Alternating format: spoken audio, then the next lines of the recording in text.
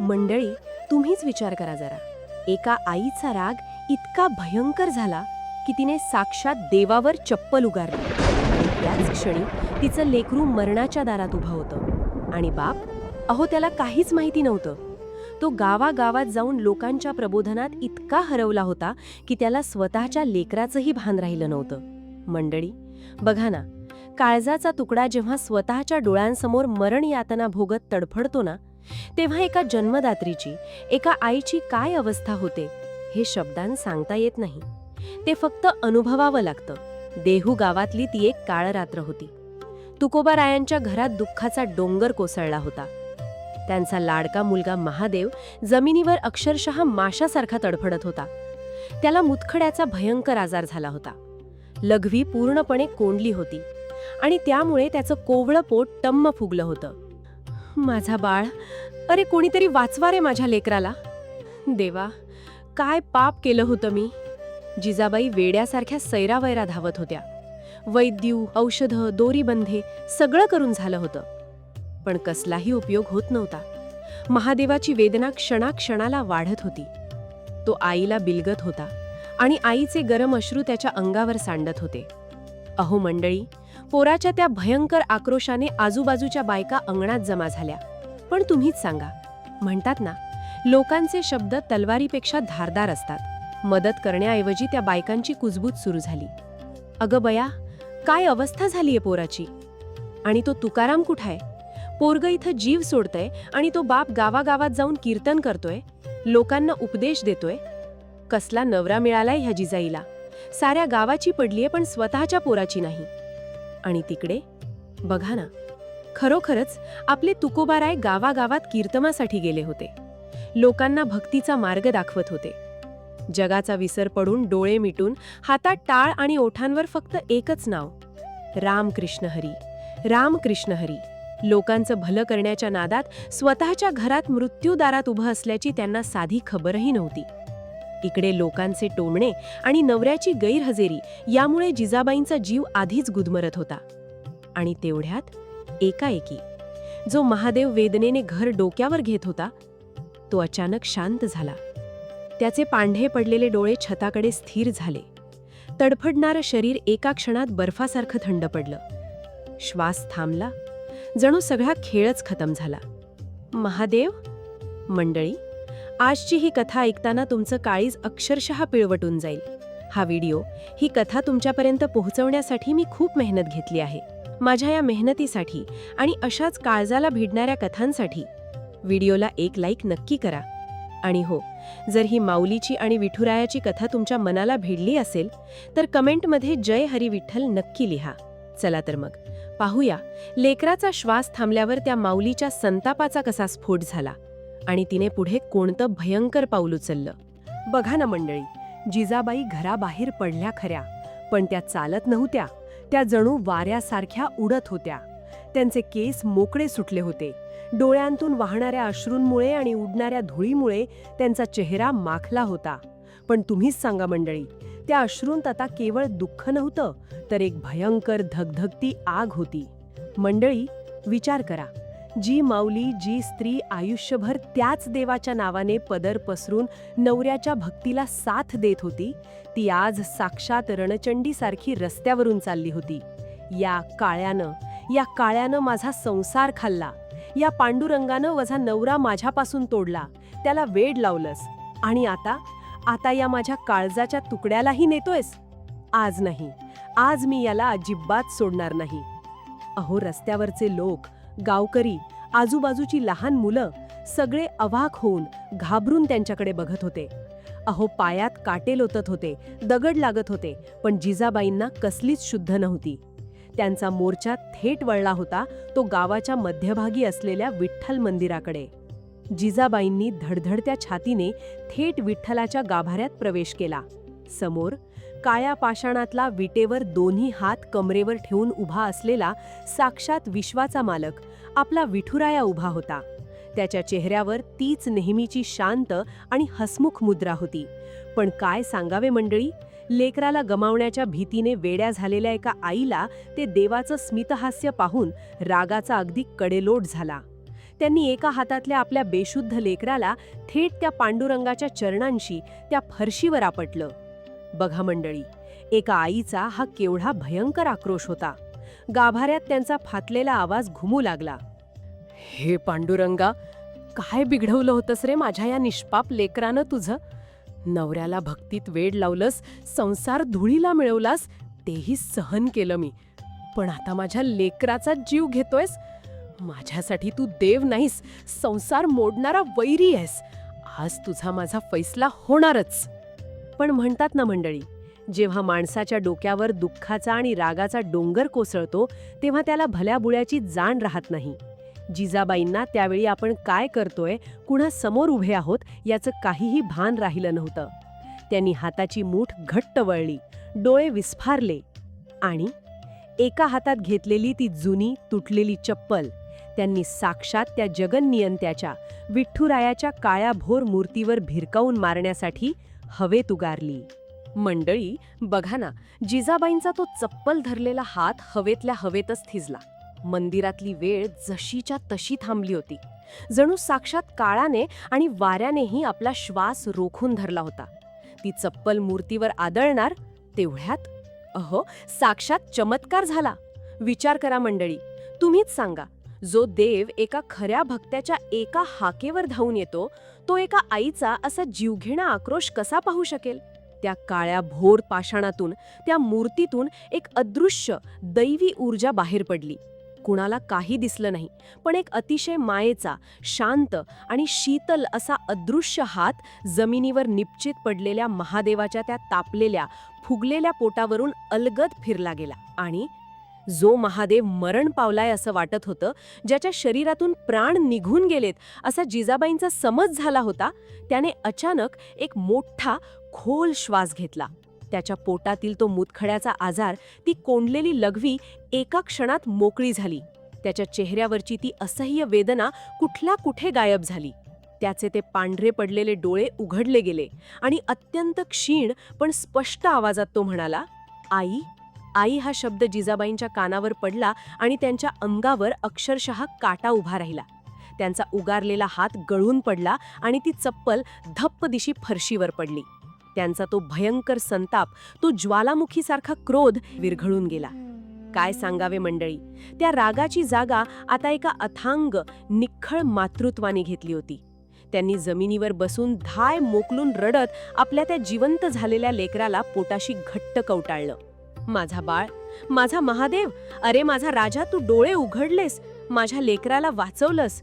जिजाबाई वेड्यासारख्या त्याच्या तोंडावरून, डोक्यावरून हात फिरवत होत्या, त्याचे मुके घेत होत्या. लेकरू वाचलं होतं. जिजाबाईंचे प्राण भांड्यात पडले होते. पण मंडळी, या आनंदाच्या भरात एक अत्यंत भयंकर गोष्ट तिथे घडली होती, जिची कल्पना ना जिजाबाईंना होती ना त्यांच्या लेकराला. जेव्हा जिजाबाई रस्त्याने देवाला शिव्या घालत होत्या, जेव्हा त्यांनी गाभाऱ्यात येऊन देवाला वेडं वाकडं ऐकवलं होतं आणि जेव्हा त्यांनी साक्षात पांडुरंगाच्या मूर्तीवरती चप्पल उगारली होती, तेव्हा या मंदिराच्या उंबरठ्यावर गावातले काही लोक, काही गावकरी उभे होते आणि त्यांनी हा सगळा प्रकार स्वतःच्या उघड्या डोळ्यांनी पाहिला होता. आणि मंडळी, या गावकऱ्यांनी तिथून थेट धाव घेतली ती या गावातला सर्वात सत्ताधारी आणि क्रोधित माणूस, गावचा पाटील याच्याकडे. बघा मंडळी, साक्षात देवाला चप्पल दाखवल्याचा हा घोर अपमान या गावकऱ्यांनी पाटलाला जाऊन तिखट मीठ लावून सांगितला. हे ऐकताच रागाने पाटलाचे डोळे लालबुंद झाले. चमत्कार तर झाला, पण आता हा पाटील तुकोबांसोबत काय करणार? बायकोने देवाला चप्पल उगारली या एका चुकीची कोणती भयंकर शिक्षा आता त्या निष्पाप तुकोबांना मिळणार? मंडळी बघा ना, दुसऱ्या दिवशी सकाळीच देहू गावात पंचायत बसली. अख्खं गाव गोळा झालं होतं. गावात एकच कुजबूज, एकच चर्चा सुरू होती. सगळ्यांच्या नजरा तुकोबारायांवर खिळल्या होत्या. पाटलाचा पारा रागाने 7व्या आसमानाला भिडला होता. तुकाराम, तुझ्या बायकोची मजल इतकी वाढली की तिने साक्षात आपल्या विठुरायावर चप्पल उगारली. हे गाव हे पाप कधीच खपवून घेणार नाही. खबरदार, खबरदार जर आता तुम्ही दोघांनी या विठ्ठल मंदिरात पाऊल ठेवलं तर. आजपासून या मंदिराचे दरवाजे तुमच्यासाठी कायमचे बंद. मंडळी, त्या शब्दांनी जणू आकाश कोसळलं. गावात क्षणभर शांतता पसरली. पण त्या शांततेतही लोकांच्या नजरा तुकोबांना छेद देत होत्या. तुम्हीच विचार करा मंडळी, जो विठ्ठल तुकोबारायांचा श्वास होता, ज्याच्या नामाशिवाय त्यांचा दिवस उगवत नव्हता आणि मावळतही नव्हता, त्याच विठुरायाच्या दर्शनाला त्यांना बंदी घातली गेली. एका आईला तिच्या लेकरापासून दूर केल्यावर ज्या वेदना होतात, तशाच वेदना आज तुकोबांच्या अंतःकरणाला भोसकत होत्या. बघा मंडळी, एवढं सगळं होऊनही तुकोबांनी एक शब्दही उलट बोलला नाही. ते शांत उभे राहिले. त्यांनी आपल्या बायकोच्या चुकीसाठी दोन्ही हात जोडून संपूर्ण गावाची आणि दूरूनच त्या मंदिराच्या कळसाची माफी मागितली. डोळ्यातून अश्रू वाहत होते, पण ओठ मात्र शांत होते. आणि मग जणू सगळं काही संपलं आहे अशा अवस्थेत, जिवंत असूनही मृत झालेल्या माणसासारखे ते हळूहळू देहूगाव सोडून निघाले. एकदाही मागे वळून पाहिलं नाही, कारण मागे सगळं काही तुटून पडलं होतं. भंडारा डोंगराच्या दिशेने ते चालत गेले आणि त्या पावलांमध्ये एक भक्त देवापासून दूर जात होता. अहो, बघता बघता काही महिने उलटले. पांडुरंगाच्या कृपेने महादेव आता ठणठणीत बरा झाला होता. तो खेळू लागला होता, हसू लागला होता. पण जिजाबाईंच्या मनात मात्र शांतता नव्हती. रागाचा ज्वालामुखी आता विझला होता, पण त्या राखेखाली पश्चातापाची जळती आग धगधगत होती. घर त्यांना खायला उठत होतं. मी काय केलं?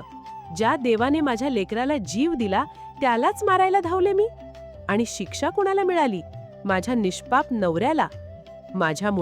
माझ्यामुळे तो घर सोडून गेला. मंडळी, त्या रात्री त्यांना झोप लागली नाही. प्रत्येक क्षणी तुकोबांचा चेहरा डोळ्यासमोर येत होता. त्यांचा शांत चेहरा, त्यांचे ओले डोळे आणि ते न बोलता निघून जाणं. शेवटी त्यांनी ठरवलं, आता काहीही झालं तरी नवऱ्याला शोधायचाच, त्यांच्या पाया पडून माफी मागायचीच. त्यांनी एका कपड्यात एक भाकरी, भुरकी आणि कांदा बांधला.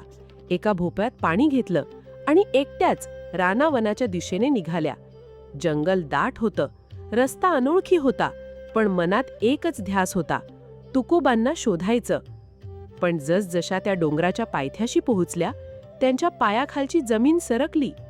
समोर घनदाट जंगल आणि 1-2 नव्हे, चक्क 3 रस्ते. आता या 3 रस्त्यांपैकी तुकोबाराय नेमके कोणत्या वाटेने गेले असतील? या अनोळखी जंगलात ही एकटी आई त्यांना कशी शोधणार? समोर 3 रस्ते फुटत होते. भल्या मोठ्या भंडारा डोंगराचा तो अथांग विस्तार पाहून जिजाबाईंचे पाय लटपटायला लागले. नवऱ्याला शोधायचं तर कुठे शोधायचं? विचार करा मंडळी, एकटी स्त्री भर जंगलात आणि वाट दाखवायला कुणीही नाही. पण म्हणतात ना मंडळी, जेव्हा सगळे रस्ते बंद होतात, तेव्हा तो पांडुरंगच एखादी वाट मोकळी करून देतो. तुकोबा म्हणतात ना, आधी बीज एकले अंकुरले वने. जिथे आशा संपते तिथेच देव नवी वाट उगवतो. भक्तीचं बीज खरं असेल तर देव रानातही रस्ता बनवतो. जिजाबाईंनी तिथेच डोळे मिटले. आतून नुसता टाहो फोडला, विठ्ठला आता तूच वाट दाखव. आणि जणू त्यांच्या त्या आर्त हाकेला साद मिळाली. त्यांना एका दिशेकडून अतिशय क्षीण पण सतत चाललेला एकच आवाज ऐकू येऊ लागला. कृष्ण हरे जय जय राम कृष्ण हरे जय जय राम कृष्ण हरे जय जय राम कृष्ण हरे. तो आवाज फक्त कानाला नव्हता ऐकू येत, तो ठेट त्यांच्या हृदयात घुमत होता. जणू साक्षात तुकोबांची हाक त्यांना खुणावत होती. दुपारचं कडक ऊन, अंगाची लाही लाही, प्राण कंठाशी आले होते. पोटात अन्न नाही, ओठांवर पाणी नाही, पण मनात फक्त एकच जिद्द, माझ्या तुकोबांना शोधायचंच आहे. आणि तेवढ्यात जिजाबाई चालत चालत पुढे जात होत्या. डोंगराची ती कठीण वाट, खडतर चढण, पायाखाली सैल दगड, आणि अचानक त्यांचा पाय घसरला. भल्या मोठ्या बाभळीचा तीक्ष्ण काटा अक्षरशः त्यांच्या पायात आरपार घुसला. आई ग! जणू अंगातून विजेचा झटका गेला. संपूर्ण शरीर थरथरलं. डोळ्यांसमोर अंधारी आली आणि त्या तिथेच जमिनीवर कोसळल्या. पायातून रक्ताची भळभळ धार लागली होती. हातातला भोपळा दूर जाऊन आपटला आणि त्यातलं सगळं पाणी मातीमध्ये सांडून गेलं.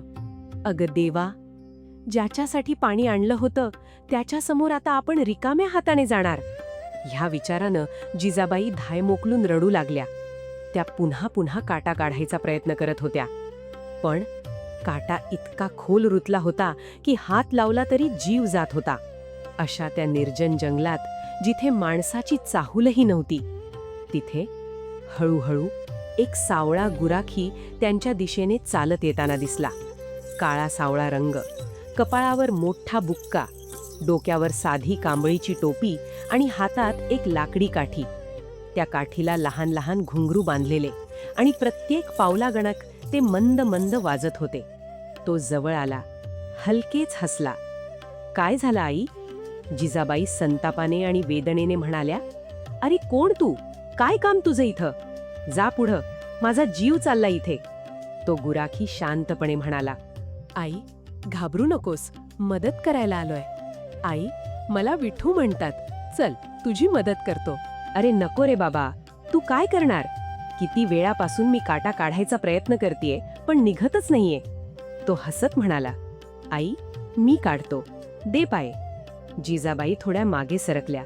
नको रे, खूप दुखतंय, हात लावला तरी सहन होत नाही. तो गुराखी अलगद खाली बसला आणि काही न बोलता त्याने जिजाबाईंचा रक्ताने माखलेला पाय स्वतःच्या मांडीवर घेतला. बघा मंडळी, ज्या हातांनी सृष्टी निर्माण केली तेच हात आज एका आईचा काटा काढत होते. त्याने अलगद तो काटा पकडला, एक हलका झटका दिला आणि काटा बाहेर आला. आणि जिजाबाईंना कळलंच नाही दुखणं कुठे गेलं, वेदना कुठे नाहीशी झाली. अरे, तुझ्या हातात तर जादू आहे बाबा. तो फक्त हसला. त्या हसण्यात एक वेगळीच शांतता होती, एक वेगळंच समाधान होतं. तो म्हणाला. आई, कुठे चाललीस? जिजाबाई डोळे पुसत म्हणाल्या. मी माझ्या माळकाला शोधायला चाललेय. भंडारा डोंगरावर गेलेत ते, त्यांच्या पाया पडायचंय मला. तो गुराखी म्हणाला. आई, मी पण येतो तुझ्यासोबत. जिजाबाई हलकसं हसल्या. चल मग, ये. आणि मग ती आई आणि तो सावळा गुराखी दोघेही भंडारा डोंगराच्या दिशेने चालू लागले. तुकोबाराय ध्यानात बसले होते. डोळे उघडले, समोर आपली आवली दिसली. पण त्या गुराख्याकडे पाहताच तुकोबांच्या ओठातून आपोआप शब्द फुटले. पांडुरंगा. त्यांच्या अंगावर सरसरून काटा आला. डोळ्यातून घळाघळा अश्रू वाहू लागले. ज्या पांडुरंगासाठी ते गाव सोडून आले होते, तोच पांडुरंग त्यांच्या आवलीला घेऊन आला होता. जिजाबाईंना वाटत होतं हा साधा गुराखी आहे, पण तुकोबांना दिसत होतं साक्षात विठ्ठल त्यांच्या समोर उभा आहे. पांडुरंगा. तुकोबारायांचे हात आपोआप जोडले गेले. त्यांचा कंठ दाटून आला. मंडळी, बघा ना, ज्या सावळ्या परब्रह्माच्या एका दर्शनासाठी त्यांनी गाव सोडलं होतं, तोच देव आज त्यांच्या आवलीसोबत एका गुराख्याचं रूप घेऊन त्यांच्या समोर उभा होता. पण बघा मंडळी, देवाची लपाछपी कशी असते. तुकोबांना तो साक्षात जगाचा मालक दिसत होता, पण जिजाबाईंना मात्र तो मघाशी आपला काटा काढणारा एक साधा लाघवी गुराखी पोरगाच वाटत होता.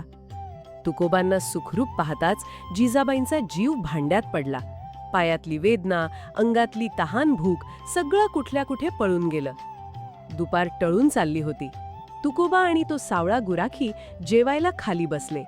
जिजाबाईंनी सोबत आणलेली टोपली उघडली. पण टोपली उघडताच त्यांच्या चेहऱ्यावर एक मोठी चिंता दाटली. विचार करा मंडळी, तुम्हीच सांगा, जिजाबाईंनी गडबडीत घरून येताना फक्त एकच भाकरी आणि थोडी भुरकी म्हणजे चटणी आणली होती, आणि आता जेवणारे दोघे होते. एक स्वतःचा नवरा जो एवढे दिवस उपाशी होता, आणि दुसरा हा पाहुणा गुराखी जो एवढा डोंगर चढून मदतीला आला होता. जिजाबाईंनी एक क्षणही विचार केला नाही. त्यांनी स्वतः उपाशी राहायचं ठरवलं. त्यांनी त्या एका भाकरीचे 2 तुकडे केले. अर्धी भाकरी आपल्या मालकाला म्हणजे तुकोबांच्या पानावर वाढली आणि उरलेली अर्धी भाकरी त्या गुराख्याच्या पानावर ठेवली. स्वतःच्या पदराखाली रिकामी टोपली लपवून त्या शांत बसल्या.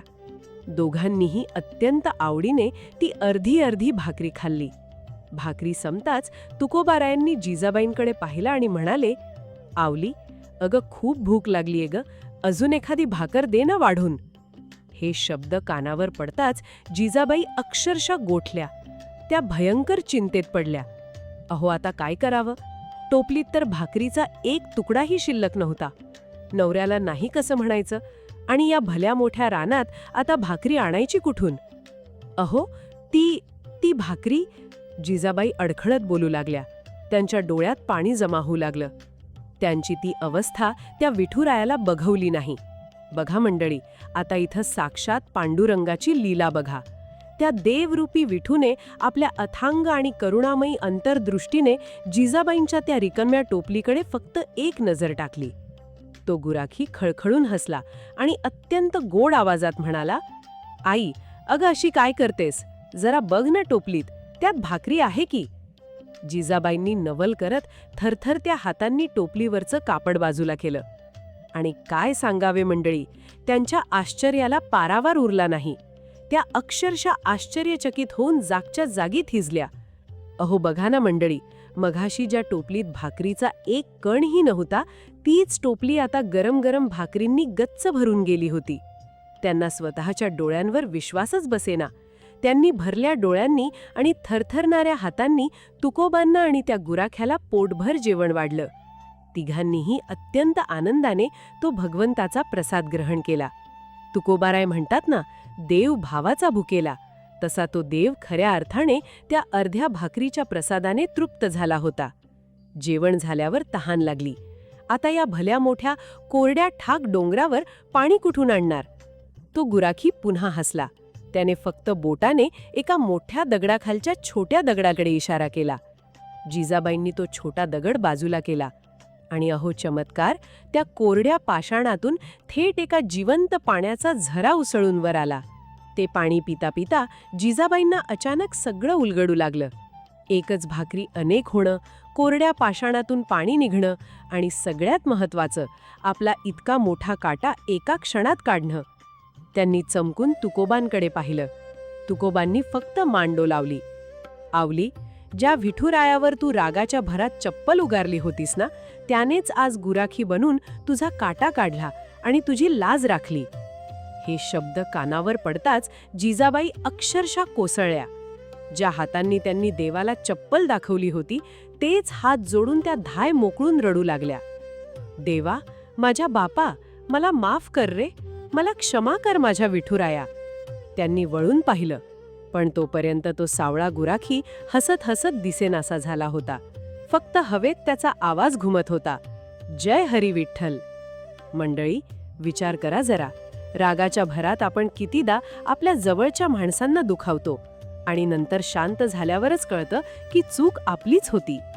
जिजाबाईंचा तो एका क्षणाचा राग, पण त्याच एका खऱ्या पश्चातापाने साक्षात विठ्ठलालाही खाली यायला भाग पाडलं. म्हणून सांगते मंडळी, राग आला तर फक्त 2 मिनिटं थांबा, कारण तोंडातून गेलेले शब्द आणि उघारलेला हात कधीच परत घेता येत नाही. आणि हो मंडळी, ही अंगावर काटा आणणारी सत्य घटना थोर संत महिपती महाराजांनी त्यांच्या भक्त लीलामृत या संत चरित्रात लिहून ठेवली आहे. तो प्रसंग, ती वेळ आणि एका आईची ती भयंकर वेदना तुम्हाला अगदी जवळून अनुभवता यावी, ती थेट तुमच्या काळजाला भिडावी म्हणून खूप मेहनतीने आम्ही या कथेला एका भावनिक रूपात तुमच्यासमोर मांडण्याचा हा एक छोटासा प्रयत्न केला आहे. माझ्या या प्रामाणिक मेहनतीसाठी व्हिडिओला एक लाईक नक्की करा. आणि हो, जर ही माऊलीची आणि विठुरायाची कथा तुमच्या मनाला भिडली असेल तर कमेंटमध्ये फक्त एक जय हरी विठ्ठल नक्की लिहा. तुमची एक कमेंट आमच्यासाठी पांडुरंगाच्या आशीर्वादासारखीच आहे. बघा मंडळी, चांगल्या गोष्टी आणि देवाच्या कथा इतरांपर्यंत पोहोचवणं हे सुद्धा एका प्रकारचं मोठं पुण्यच आहे. त्यामुळे हा व्हिडिओ फक्त तुमच्यापुरता ठेवू नका, तो तुमच्या नातेवाईकांना आणि मित्रमैत्रिणींना नक्की शेअर करा. काय सांगावे, तुमच्या एका शेअरमुळे कोणाचं तरी रागावलेलं मन शांत होईल. आणि हो, संतांच्या सण उत्सवांच्या अशाच अंगावर काटा आणणाऱ्या आणि भक्तिमय कथा ऐकायला तुम्हालाही आवडत असतील तर आपल्या या परिवाराचा भाग व्हायला अजिबात विसरू नका. चॅनलला लगेच सबस्क्राईब करा आणि ती बेल आयकॉन नक्की दाबा. भेटूया पुढच्या कथेत. तोपर्यंत प्रेमाने बोला, पुंडलीक वरदे हरी विठ्ठल, श्री ज्ञानदेव तुकाराम, पंढरीनाथ महाराज की जय.